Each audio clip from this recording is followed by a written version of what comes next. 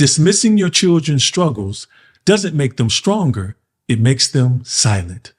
Shalom, my brothers. Welcome back to Fatherhood Fridays, where I answer your questions about fatherhood directly and concisely every Friday.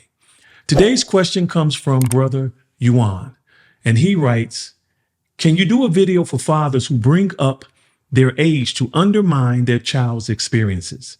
It's something that has strained the relationship with my father over the last 2 years. Brother Yuan, this is a very real question, and I've seen this over time quietly damage sons and daughters in ways fathers don't always recognize. Not just in the moment, but eventually in how a child, a teenager, or young adult begins to see themselves, hear their voice, and perceive their worth.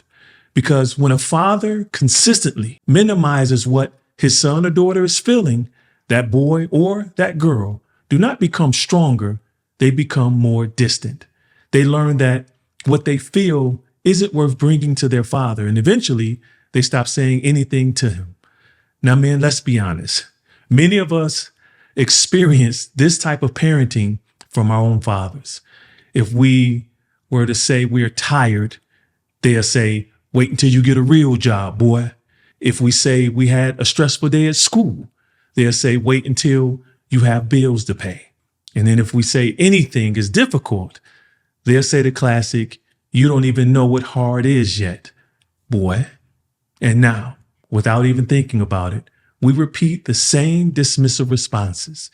And over time, our children think that what they're dealing with doesn't really matter to us. And over time, that creates a dangerous pattern where a boy or a girl feels like they have to suppress what they're going through just to be accepted by you.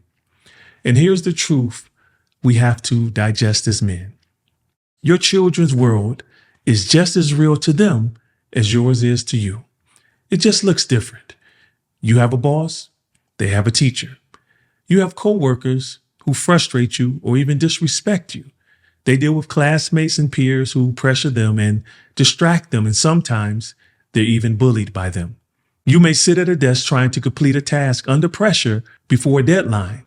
They sit in a classroom trying to learn, navigate social dynamics, and prepare for tests all in the same day. And here's one difference many fathers miss.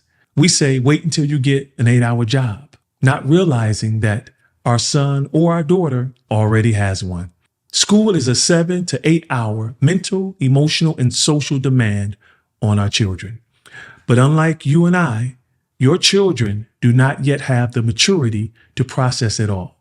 So when we dismiss their experience, we don't make them stronger, my brothers. We make them silent. Psychology calls this emotional invalidation. It's when someone's feelings are dismissed, minimized, or ignored. And over time, my brothers, it teaches them that what they feel is wrong or, like I said before, doesn't matter. And that leads to emotional suppression, low self-worth, and difficulty expressing themselves as an adult later in life. Biblically, we are warned about this, my brothers. In Ephesians chapter 6, verse 4, it says, fathers, do not provoke your children to anger, but bring them up in the training and instruction of the Lord. Many fathers think provoking only comes from harsh discipline, but sometimes we provoke them, our children, through dismissal, through not seeing them, not being open to feel what they feel. Now, let me be honest with you, my brothers, and transparent. I didn't always get this right, especially with my daughter, Alexis. I was a disciplinarian. I was firm. I was direct. I was tough. At times I was dogmatic, but I was still stuck in the first gear of manhood. I lacked compassion, empathy, and the awareness to understand that being a father is not just about correction, it's about connection. So when she would come to me with something that she was dealing with at school, I responded the only way that I had been shown, with the classic old school parenting style like, that's nothing. You'll understand when you get older. Suck it up. Wait till you have to pay bills. And in doing that, my brothers, I wasn't making her stronger. Again, I was dismissing her. Fathers, please hear me clearly. And it's very important that I reiterate this. When you minimize your child's struggles, you maximize the distance between you and them. So what's the solution? It's not having all the answers. It's developing the ability to enter their world, to sit where they sit, to feel what they feel, to hear their heart before you speak. I learned this in a powerful way when my mother was battling dementia. There were moments where she would be afraid, confused, or even angry over things that didn't make sense to me. But I had to learn quickly that if I stayed in my reality, I couldn't help her with hers. So I would tell myself, if my mother is afraid of balloons, then I will too be afraid of balloons. Not because it made sense to me, but because she deeply mattered to me. And that shift, my brothers, allowed me to meet her where she was instead of forcing her to become or come where I was. That's the same mindset we must have with our children. Not come up to where I am, son or my daughter, but let me come down and understand where you are. So here's one action step I want you to take. The next time your son or daughter says, "Dad, I'm tired. Dad, I'm stressed. Dad, I had a bad day," please don't dismiss them. Don't compare. Don't challenge. Put your phone down. Slow your thoughts down and ask them, "Tell me what happened."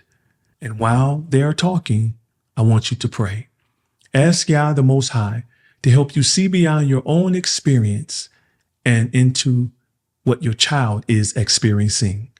Then I want you to pray that you could recall moments from your own childhood, your feelings, your failures, your fears, and your confusion, even the things that still affect you today as a man. And let that memory guide your response. Because when you truly put yourself in their place, your heart will meet the moment. And that moment is where trust is built, connection is restored, and healing begins. Brother Yuan, I hope this answered your question and encouraged you as well. And to every father watching, if this helped you, click that subscribe button and turn on notifications so that you don't miss the next Fatherhood Friday. And lastly, if you have a fatherhood question that you want me to answer on Fatherhood Fridays, please drop it below in the comment section. I'm going to keep these direct, practical, and rooted in truth so that you can lead your home with power, love, and self-control. Until next week, my brothers, keep praying, keep evolving, and keep striving to be the comprehensive father every child needs and deserves. Shalom.